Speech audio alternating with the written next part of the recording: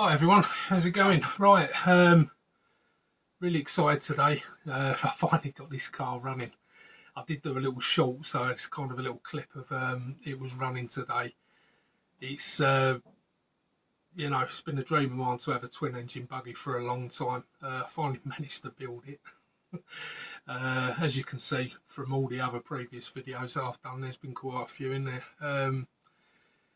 Basically putting it all together, the problems that I've had and stuff.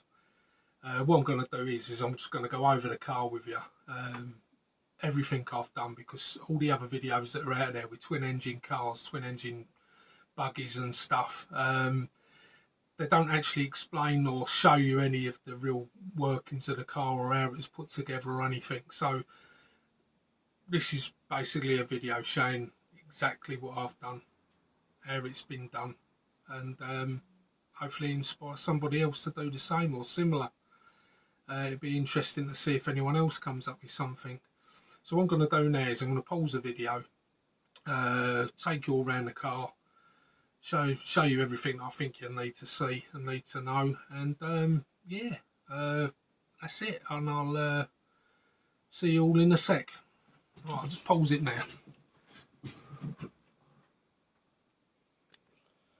Right, this is mainly the most important part of it, and as you can see, move the air filter out of the way, that's the braking system. Now on this car, the brakes work in reverse to what they would normally do, so your throttle's open and close, and the brakes, instead of pulling to work the brakes, you push, so it works in reverse.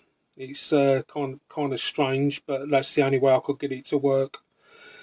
That was because the servo had to go on this side, so obviously the carburetors had to be swapped round, otherwise I could have had the servo this side, still using the push, but then it would have all been the opposite way round. So keeping everything as it is, that's exactly how it's done. So let's just move that. Car's moving with it. Right, so you can see how that's been done there. I just had to put a little bend in the first one and a longer rod for the second one. That's all underneath. You can see that's a much clearer view, isn't it? You can see how it is, you can see how it works. Obviously there's a lot more pipe work, it's exactly the same, but what I've had to do is I've used the original tank. I've done a video on how I've done it, but I've just basically put another little nipple in there. That sits a couple of mil just above the bottom of the tank, so that you don't pick up all the dirt and crap that's at the bottom. But obviously that means that you've got slightly less fuel for that engine, because the top one does go all the way to the bottom of the tank, but that was the only way around that one. That's the only way with using the original tank. Obviously with two engines of this size, that little tank don't last very long, so I'm sort of toying with the idea of maybe getting a helicopter header tank or something like that just to add on to it. The main issue I had with this was with the pole starts. They kept snapping, and it just caused a load of grief really. So I ended up buying the original false one-way bearings, original false pole starts. This engine, the old one, it's a little bit looser. This takes obviously I've got a heat gun. I heat the engines up fully before I even attempt to start them. I didn't need to loosen the glow plugs. I did at first, but after I'd done it the second time round, I didn't need to loosen them. This one pulls over. Obviously the engine's got to be heated first, because they are very tight, but this goes 2 or 3 pulls and that starts up.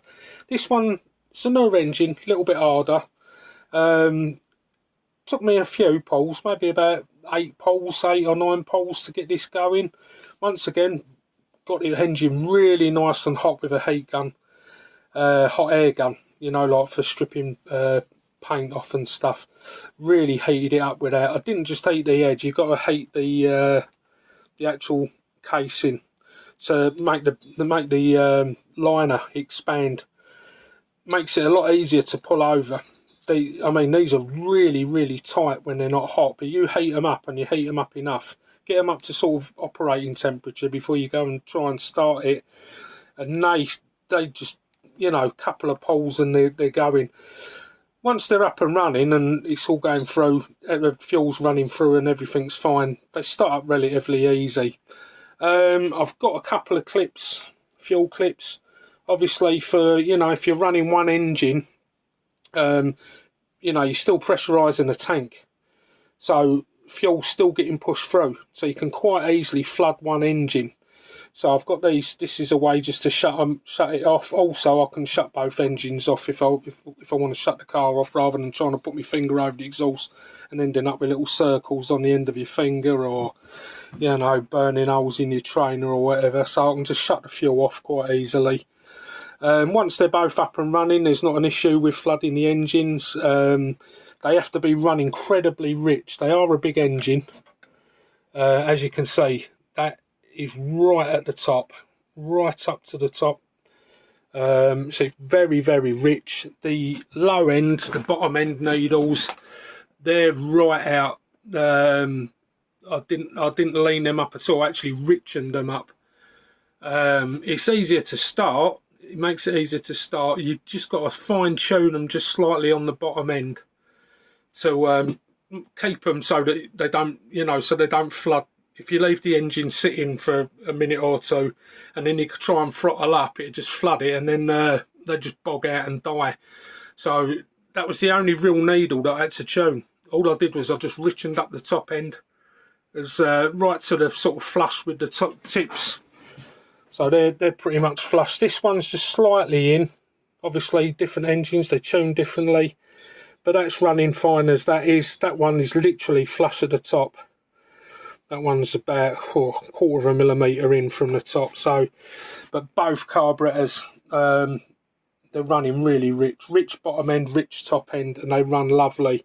There's plenty of power, and yeah, it all seems to work out good. Everything's fine at this end. Like I say, fuel tank's a little bit small for two big engines, but you know, not quite sure what I'm going to do with the batteries yet. There's a big space here.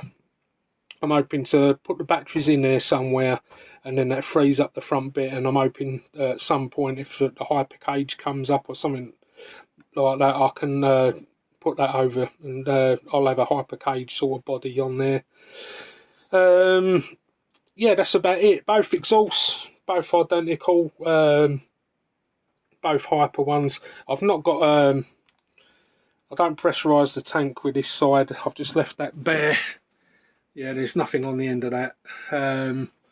Suppose I could do if I got a T piece or Y piece to put in, but there's no real point. There's plenty of pressure coming off of one exhaust to pressurise the tank.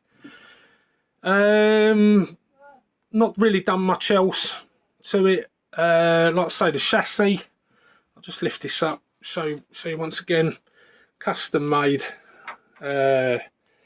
Obviously everything's had to go central in the middle. On Hyper 7s there's holes in the middle of the chassis, so centre lines. So all I did was I used them as a guide. So I just marked up one side, drilled the holes in the centre where I wanted the centre of the chassis to be, and then swapped it over, and then I could mark up where I wanted the holes. That's so I could mount the engine in the right place, and them four for the centre diff.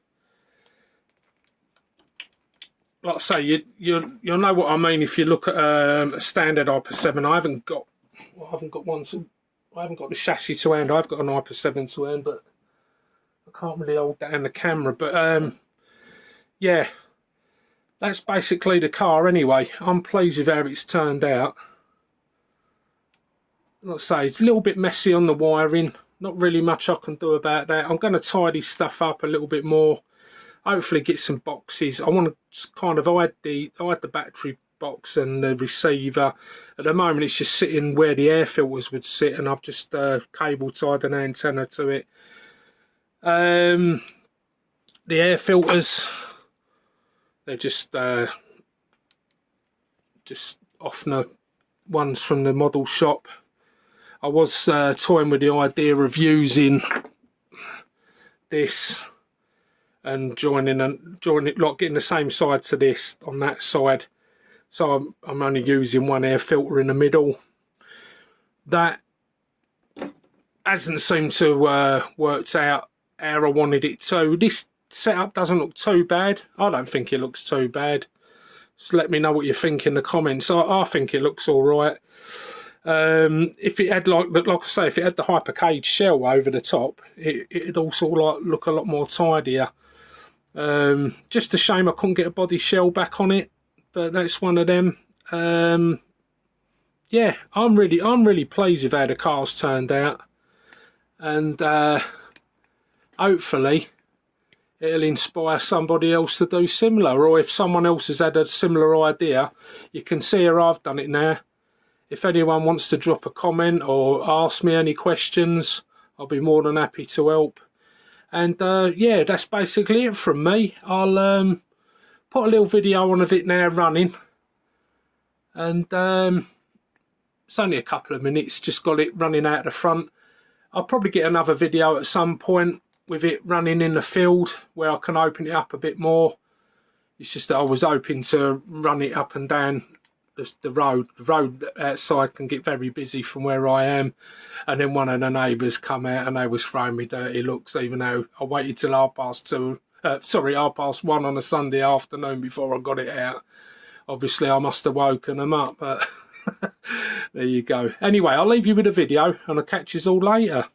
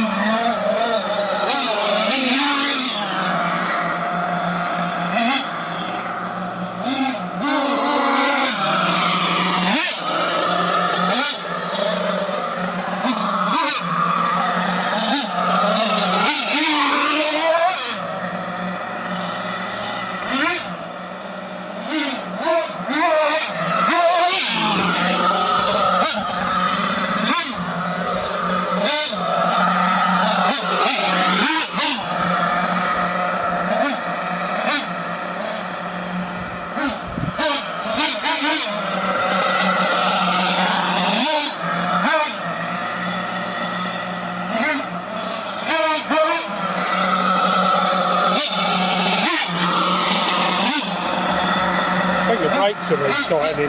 Brakes ain't sharp enough.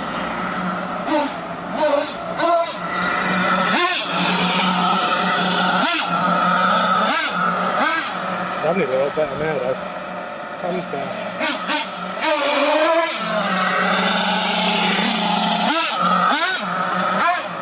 I'm too scared to go full throttle, so I don't know if I'll be able to stop it. Wow. A lot of power, you can feel the power in it.